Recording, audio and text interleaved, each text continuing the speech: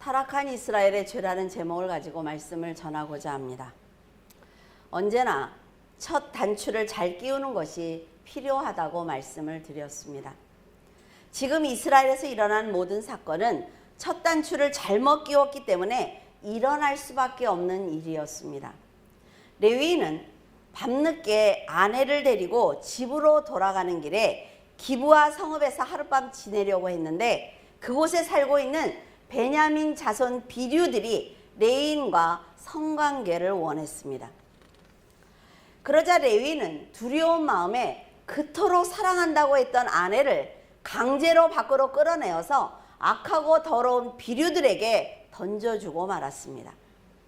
자기의 부정적인 행동으로 아내가 집을 떠났고 그 여인을 데려오기 위해서 직접 유다 베들레헴까지 간 레위인이 이제는 자기 신변에 위협을 느끼자 아내를 비류들에게 주고 만 것입니다. 그녀는 밤새 비류들에게 성폭행을 당하고 죽고 말았어요. 아내의 시체를 가지고 집으로 돌아온 레위인은 그녀를 12덩이로 나누고 그것을 이스라엘 모든 지파에게 보내며 자신의 아픔을 전했습니다. 레위인이 이렇게 한 것은 어떻게 해서든 자기 개인의 복수를 이스라엘 전체의 문제로 만들기 위해서 이런 악한 행동을 하는 것입니다. 그리고 몇 명에게 당한 수모를 베냐민 지파 전체에게 당한 것처럼 지금 부풀려 말하고 있는 거예요. 그리고 자기의 복수를 이스라엘이 대신 해주기를 원하고 있는 것입니다. 만약 레위인이 하나님을 정말 믿었다면, 정말 하나님을 두려워했다면 절대로 이런 행동은 하지 않을 것입니다. 그는 자신이 성전에서 거룩한 일을 하는 레위인이라는 생각조차 아예 없었단 말이죠. 내가 교회를 다니고 내가 하나님을 사랑하고 내가 성도로 하나님께 부름받았다는 생각이 없으면 막 살 수밖에 없는 것입니다. 음란한 삶을 살았어요. 레위인이 시체를 만졌습니다. 그리고 자기의 아내인 그 시체를 잘라서 각 지파에게 보내므로 이스라엘과 베냐민 자손을 이간질한 것입니다. 사랑하는 아내를 지켜주지 못한 건 너무나 미안한 일이에요. 그런데도 자기의 복수를 위해서 아내를 쪼개어 이스라엘 각 지파에게 보낸다는 것은 하나님께 용서받을 수가 없는 일입니다. 그가 하나님을 섬겼다면 이런 일은 처음부터 일어나지 않았단 말이죠. 그가 선량한 사람이면 부정적인 일을 하지 않았단 말이에요. 그런데 지금 이스라엘 사람들 수만 명이 죽고 베냐민 지파가 몰살당하는 일이 일어난 것입니다. 한 사람의 잘못된 삶과 선택이 얼마나 많은 사람들을 힘들게 하는지 아주 잘 보여주고 있습니다. 레위인이 당한 일을 듣게 된 이스라엘 자손들은 모두 다 미스바로 모였습니다. 요단 동편에 있는 사람들도 모두 다 미스바 총회로 모여들었어요. 이스라엘은 악을 행한 베냐민 자손을 어떻게 할 것이냐 상의하기 시작을 했습니다. 이때 그들이 전쟁터로 나갈 수 있는 군사는 모두 40만 명이었어요. 베냐민 자손들은 그제야 자기들만 빼고 이스라엘이 모여서 총회를 하고 있다는 것을 듣게 되었습니다. 이럴 때 베냐민 자손들이 총회에 와서 이것은 우리 전체가 한 일이 아니야. 몇 명만 한 일이야. 그러니까 우리가 처리하게 우리에게 맡겨줘. 이랬다면 이 전쟁은 일어나지 않았습니다. 하지만 자기들의 죄를 보지 못한 베냐민은 용서를 구하고 화해를 청하기보다는 자기들만 총회에서 뺀 것이 화가 났단 말이죠. 어떻게 너희들 이럴 수 있어? 그러니까 전쟁을 준비하는 거예요. 이스라엘 자손들은 총회에 불려온 레위인에게 묻습니다. 이 일이 어떻게 해서 일어났는지 우리에게 알려줘. 자, 레위인이 이때 말을 잘해야 한단 말이죠. 그런데 레위인은 오직 내 이 복수를, 나는 힘이 없잖아요. 그렇죠? 그러니까 내 이 복수를 이스라엘 자손들이 어떻게 해줄 것인지 그 생각만 하는 것입니다. 그러니까 자기의 잘못은 싹 빼고 얘기하는 거예요. 이게 이간질이에요. 어떤 일이 일어났을 때 사실대로 얘기해야 됩니다. 내가 잘못한 건 내가 잘못했다고 해야 되고 그 사람이 잘못한 건 잘못했다고 해야 되는데 어때요? 이간질을 할 때는 자기가 잘못한 건 다 빼버리는 거예요. 하나님께 부름을 받아 일하는 레위인이 하나님을 떠나 세상의 삶을 살다가 일어난 개인의 일을 지금 하나님의 일로 만들고 있어요. 이처럼 성도들도 세상에서 마음대로 삽니다. 하나님이 이렇게 살지 마, 이렇게 살지 마, 이렇게 살지 마. 성경에 다 기록이 되어 있는데 마음대로 살다가 문제를 만나면 하나님께 와서 하나님의 자녀입니다. 나는 교회를 다니는 하나님의 백성이에요. 그러니까 이 문제를 해결해 주셔야 됩니다. 하고 눈물로 기도한단 말이에요.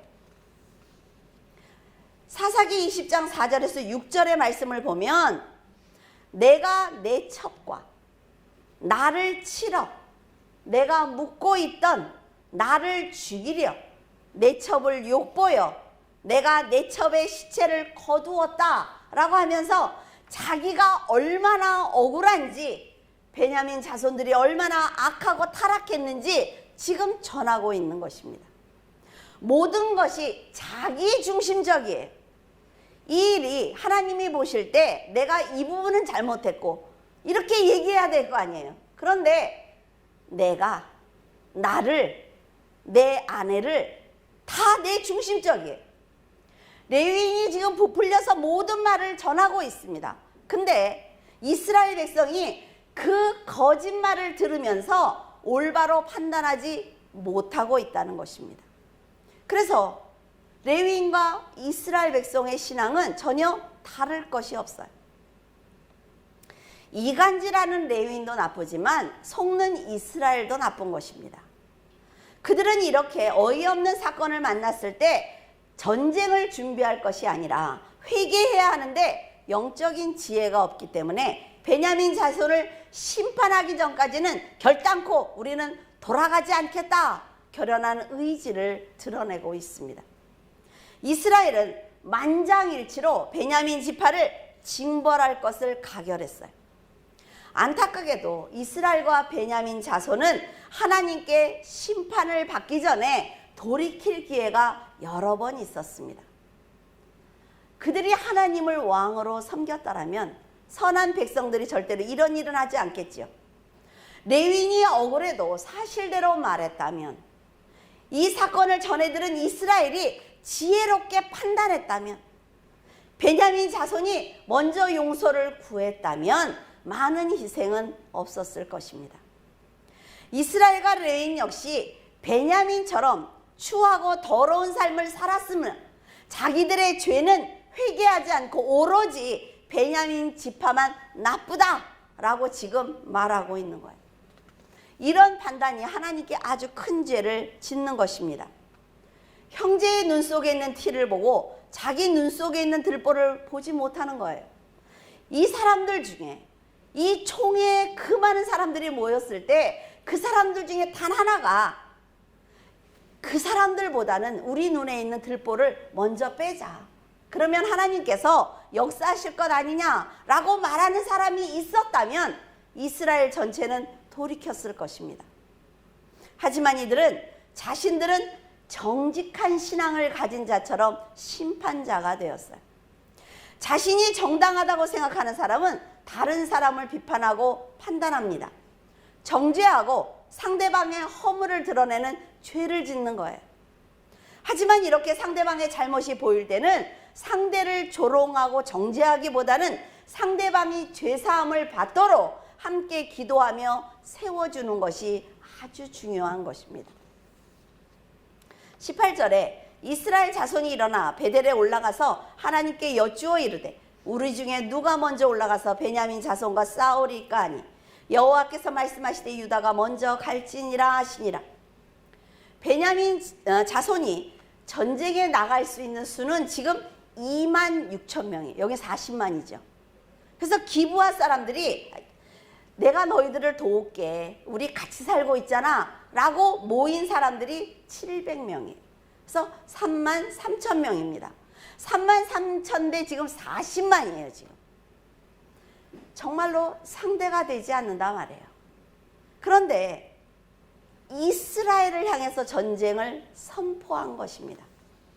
어쩌면 이스라엘과 베냐민 지파는 서로 나는 하나님의 백성이야, 그러니까 하나님이 내 편일 거야 라는 생각을 했을 거예요. 그러나 하나님은요, 회개하고 겸손하고 선한 자의 편에 서십니다. 자, 부모예요. 부모인데 자식이 둘이 지금 싸우고 있어. 누구 편을 들어요? 누구 편을 듭니까? 그 자녀 중에 한 명이 어렸을 때부터 선하고 베풀고 품는 사람, 일방적으로 당하고 있는 사람의 편을 부모는 들게 되어 있습니다. 이스라엘은 하나님께 기도하는 거예요. 누가 올라갈까요? 누가 올라가서 저 베냐민을 칠까요? 라고 기도를 하니까 하나님이 유다가 올라가 라고 말씀을 하셨어요. 이들은 지금 하나님께 드리는 기도의 중요성을 전혀 모르고 있어요. 기도는요, 자기의 생각을 말하는 것이 아닙니다. 회개를 통해 하나님과의 관계를 회복시키는 거예요. 그래서 사탄이 나를 건드리지 못하도록 만드는 게 기도예요. 사탄은요, 누구든지 건드립니다. 괴롭혀요. 마음대로 세상을 살아갈 수 없도록 힘들게 만들어요. 이때 하나님과 나와의 관계를 회복하면 하나님이 사탄이 건드리지 못하도록 막아주시는 거예요. 여러분 생각을 해보세요. 하나님이 어디에 계십니까? 지금 우리가 무릎을 꿇고 입으로 달싹거리는 그 기도는 전능하신 하나님의 보좌로 올라갑니다. 그래서 그 기도가 지금 보좌로 올라가고 있는데 내가 드리는 기도가 남을 비판하고 정죄해야 하는 거예요, 지금. 그러면 하나님께서 어때요? 받지 않으십니다. 내가 남을 판단하고 비판하려면 중언부언하게 되어 있단 말이죠. 전능하신 하나님께서 기도하는 사람의 생각을 정확하게 분별을 하십니다. 그래서 기도할 때 늘 조심해야 하는 거예요. 자기가 생각했을 때 옳다고 해서 옳은 것이 아니라 말이에요. 자, 나는 뚜껑처럼 사는 게 옳다고 생각해 라고 생각을 해요. 나는 아니야, 나는 컵처럼 사는 게 옳다고 생각을 해. 두 사람은 어때요? 일치점이 없습니다. 그러니까 늘 싸우는 거예요. 어떻게 해야 돼요? 화합해야 되죠. 자, 나는 컵이니까 네가 먼지가, 세상에 먼지가 들어오지 않게 덮어줄래? 이게 하나님이 원하는 성도란 말이에요. 둘 다 컵이고 둘 다 뚜껑일 수가 없는 거예요, 하나님의 자녀들은. 어떻게 해서든지 너희끼리 퍼즐을 맞추는 것처럼 끼워 맞춰봐. 내가 만든 작품이 있어. 너가 맞춰지면 아름다운 작품이 나올 거야. 이게 하나님의 방법이에요. 성도들은 하나님과 교제를 통해 성장하고 기도를 통해 능력과 축복을 받는 그릇이 되는 것입니다. 그래서 늘 겸손하고 하나님 앞에 정직한 기도를 드려야 되는 것입니다. 내가 그릇은 크게 키웠는데 안에가 너무 더러워. 하나님이 은혜를 부어주셔도 쓸 수가 없어요. 그럼 너무 아깝잖아요. 지금 이스라엘과 베냐민은 타락했기 때문에 믿음의 형제를 향해서 지금 칼을 겨누고 있으므로 하나님께서는 그 누구도 도와주실 수가 없는 것입니다. 양쪽에서 얼마나 열심히 기도했을까요, 하나님께? 정말 안타까운 것은 이런 사람들을 위해서 하나님께서 그토록 오랫동안 모세를 연단하시고 순간순간마다 기적을 베푸시며 그들을 끝까지 보호하셨다는 것입니다. 이스라엘은 40만의 군사가 있고 하나님이 자기의 편일 것이다 라고 믿었기 때문에 승리를 확신했습니다. 그리고 지금 베냐민 지파는 악한 죄를 지었기 때문에 우리가 심판하러 가는 거야. 그러니까 우리가 칼을 겨누어도 돼 라는 생각을 했단 말이에요. 아주 당당해. 그러니까 하나님께 나가서 누가 올라가서 죽일까요? 그럼 물어보는 거예요, 지금. 그러자 하나님께서 유다가 올라가 라고 분명히 말씀을 하셨습니다. 자, 그런데 여러분, 여호와께서 유다가 먼저 올라가라고 말씀하신다고 해서 이 대답이 절대로 응답이 아닙니다. 성도가 드리는 기도가 올바른 기도가 되기 위해서는 하나님께서 성도가 드린 기도보다 더 선한 방법으로, 더 좋은 방법으로 역사를 해주시는 결과를 얻어야 돼요. 아시겠습니까? 잘 기억하셔야 돼요. 그리고 하나님께서 나에게 응답을 하실 때 내 구원의 역사를 위해서 모든 상황을 주관해 주실 때 그 기도가 올바른 기도인 것입니다. 내가 기도를 하면서 하나님 저 사람 가만두지 마세요. 내가 저 사람을 어떻게 할 수가 없으니까 저 사람 가다 넘어지게 해주세요. 하나님이 응답하시지 않는단 말이죠. 이스라엘이 하나님께 나온 것은 지금 그들이 하나님의 백성이기 때문이에요. 그런데 기도를 드렸는데도 구원의 도움조차 받지 못한다면 그 기도는 인간적인 입장을 전한 것일 뿐 하나님께서 흠양하시는 기도가 절대로 아닙니다. 그들이 유다가 올라가라는 하나님의 응답을 받고도 자 베냐민 자손에게 올라갔어요. 근데 22,000명이 죽었단 말이에요. 말이 안 되지 않아요? 하나님이 올라가라고 그랬잖아요. 근데 왜 죽어요 그들이? 하나님은 그 전쟁에 동참하지 않으셨습니다. 이들의 전쟁은 하나님께서 관여하실 필요가 없고 자격 또한 없는 죄인이라는 것을 그들에게 알려주시기 위해서 가봐, 가서 싸워봐 라고 말한 거예요. 자녀들이 둘이 막 싸워요. 와서 일러요. 엄마 내가 잘못한 게 아니라 어쩌고 가서 싸워봐. 누가 이기나. 그럼 뭐예요? 네가 잘했다는 거예요? 아니에요. 그들은요 하나님과 전혀 상관없이 살았습니다. 아주 난잡하게 살았어요. 그러니까 하나님의 말씀을 깨닫지 못하는 거예요. 전쟁에서 크게 패했다면 그들은 이 일이 왜 일어났는지 하나님께서 이 일을 통해 우리들에게 무엇을 알려주고 싶은지 알아야 됩니다. 그게 지혜로운 사람이에요. 하지만 전쟁에 지고 돌아온 이스라엘은 아주 억울한 거예요. 그래서 하나님 앞에 날이 저물도록 울었습니다. 22,000명이 죽은 이 상황을 하나님께서 왜 허락하셨는지 거기에 대해서는 관심이 전혀 없단 말이죠. 지금 이들에게는 어떻게 하면 베냐민을 다 몰살시켜버릴까? 너무 억울해. 가만 안 둘 거야. 지금 이것만 남았어요.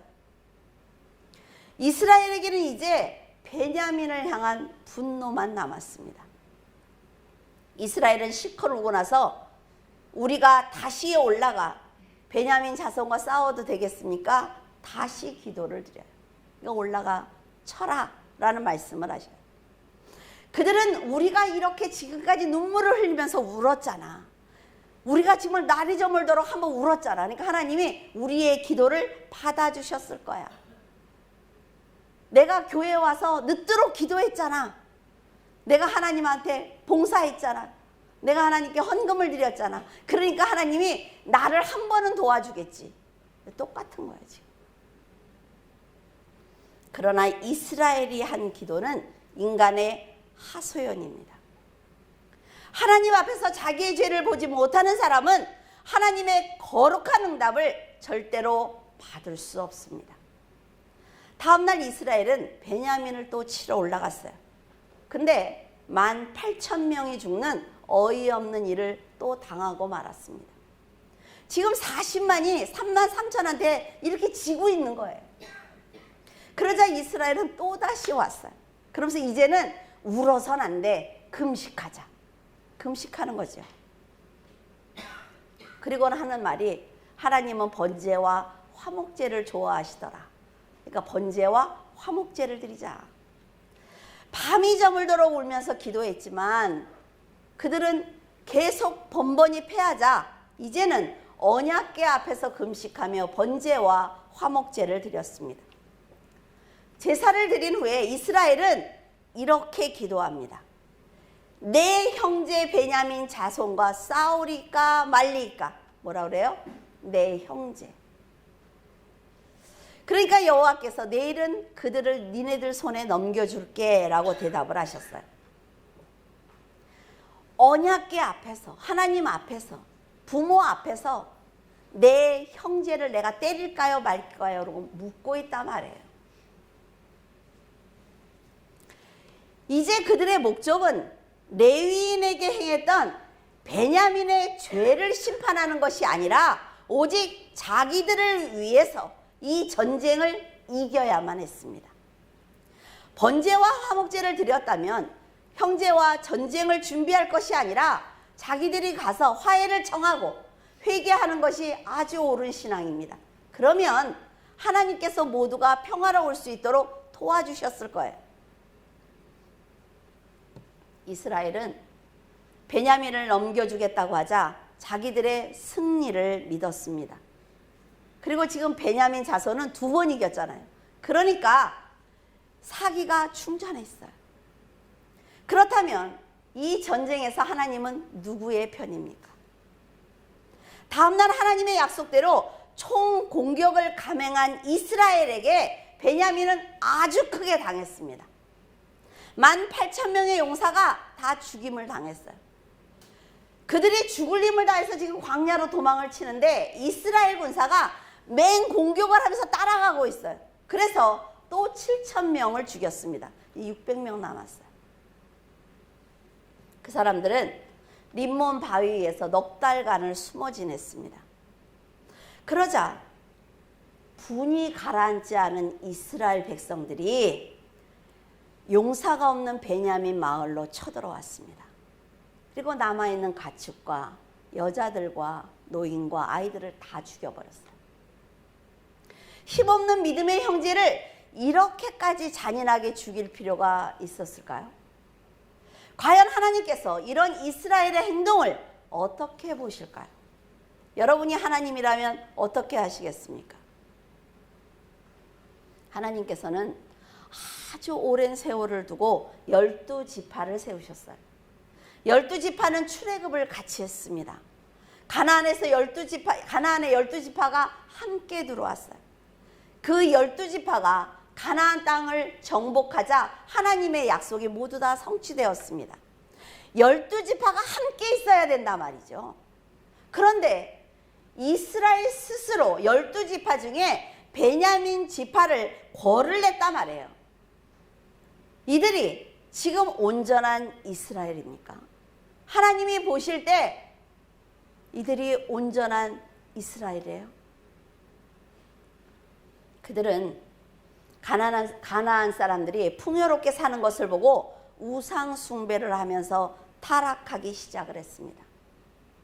그들과 함께 제사를 지내고 술을 먹고 그 신 앞에서 음행을 저질렀어요.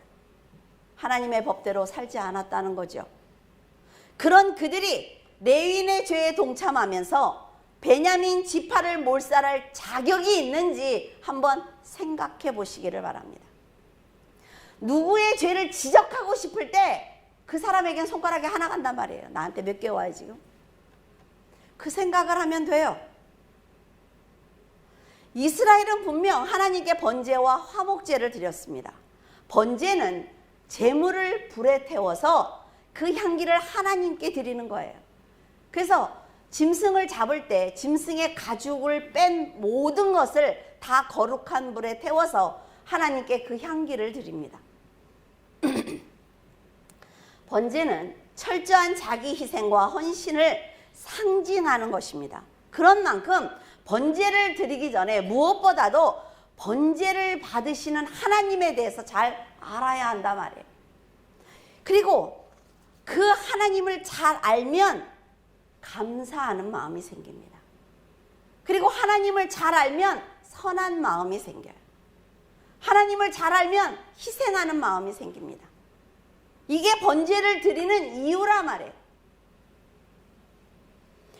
이런 의미를 가진 번제의 뜻을 살펴보았을 때 과연 이스라엘 백성들은 무슨 마음으로 번제를 드렸을까 아주 궁금했습니다.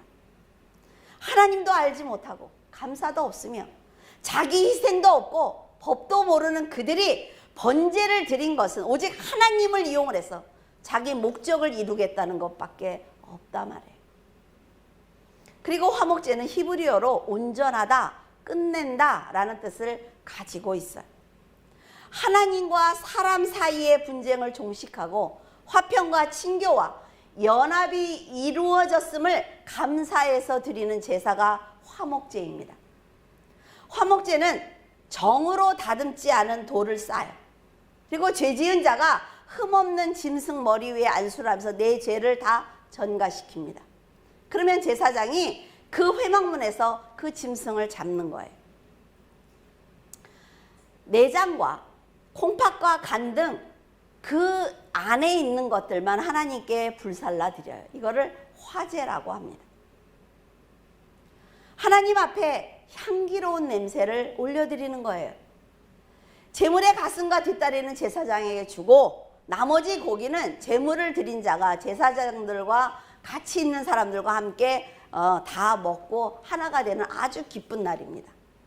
이처럼 그리스도께서 하나님과 죄인의 관계를 회복시키는 화목제물이 되셨기 때문에 우리가 하나님과 화목할 수가 있는 거예요. 그래서 사탄이 우리를 건드리지 못하는 거예요. 그러나 그들은 베냐민 자손을 이기게 해달라는 욕심 가득한 마음으로 제사를 드렸고 하나님께서 제사를 받으셨어. 나 오늘 주일에 가서 예배 드렸잖아. 그러니까 나 오늘 아무렇게나 살아도 돼. 이것이 지금 사람들의 생각이란 말이에요. 내가 하나님께 예배를 드렸어. 그러니까 아니 예배 드리면 다 해요? 평생을 하나님의 자녀로 살아갈 때 하나님이 보호하시고 사탄이 나를 함부로 못하는 거예요. 지금 이들을 하나님이 제사를 받으셨어. 그러니까 하나님은 내 편이야. 이제 베냐민 지파를 가서 다 죽여도 돼. 우리가 승리할 거야. 이런 생각들을 갖고 있어요. 만약 그들이 하나님의 뜻을 알았다면 화목제를 드리고 나서 그들이 다 베냐민 지파에게 가야지요. 미안하다고 해야죠. 함께 화합해서 잘 살아보자고 해야죠. 그러나 그들은 믿음의 형제인 베냐민 자손들을 다 죽여버리고 말았어요. 그렇다면 이스라엘에게 내일 내가 그들을 네 손에 넘겨주겠다고 하신 하나님의 말씀은 무슨 뜻일까요?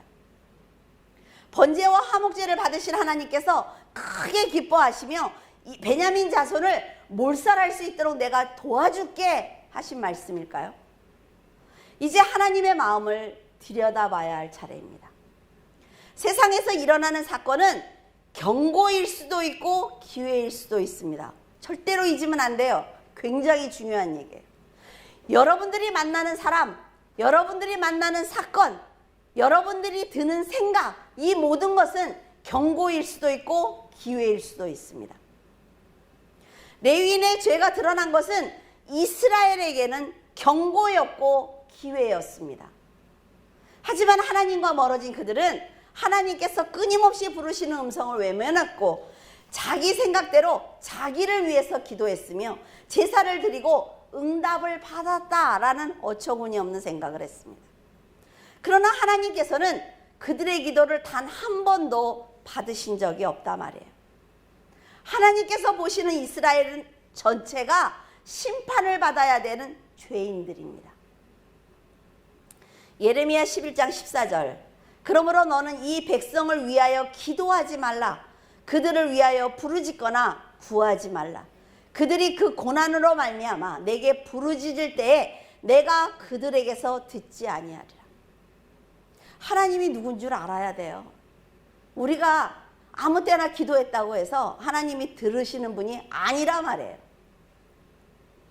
예레미야 선지자는 유다 백성의 죄악이 극에 달해서 멸망에 임박해 있을 때 가혹하고 처절하게 눈물로 그들에게 돌이키라고 전했습니다. 너희들이 지금 돌이키지 않으면 죽어. 그런데 유다는 예레미야의 간절한 호소를 외면해버렸어요. 회개는 거부하고 파멸을 선택한 것입니다. 그들의 타락은 하나님의 용서하는 마음까지 다 닫아버렸단 말이에요.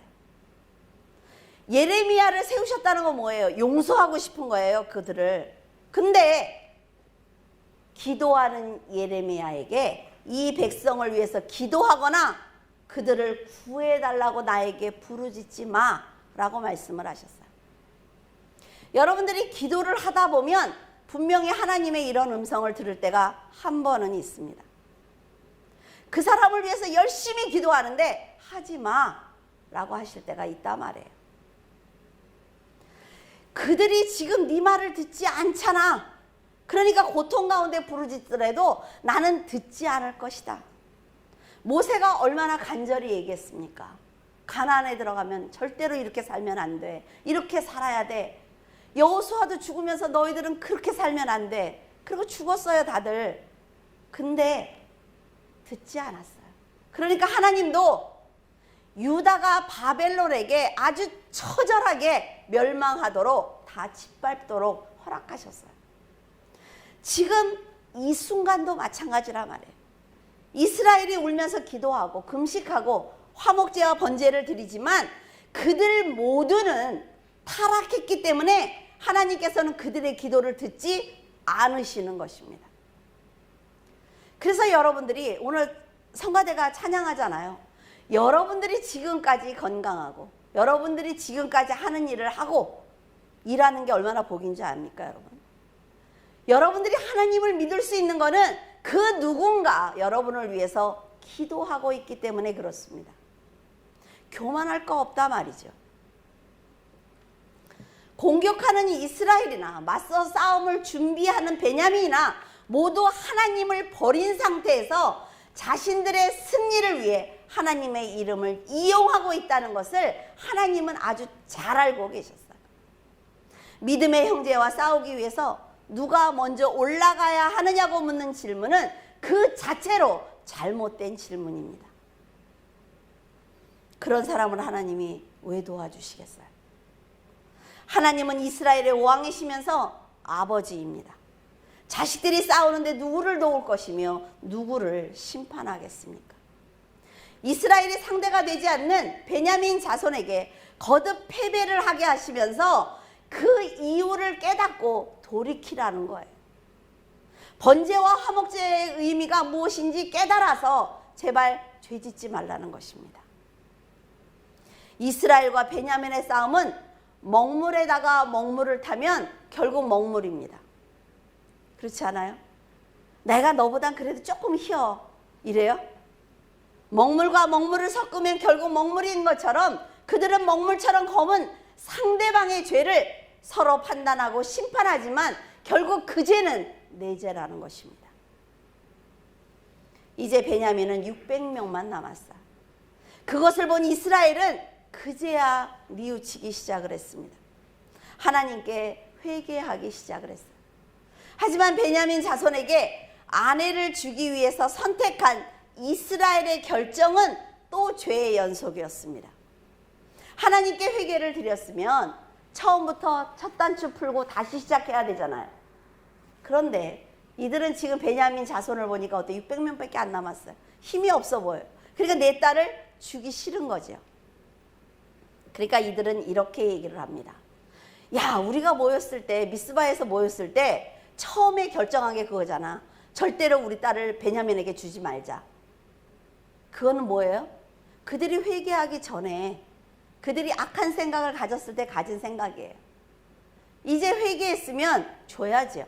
그래서 베냐민이 성장하고 부강할 수 있도록 도와줘야 되는 거잖아요. 그런데 자기들이 볼 때 베냐민이 너무 형편없단 말이에요. 너무 가난해.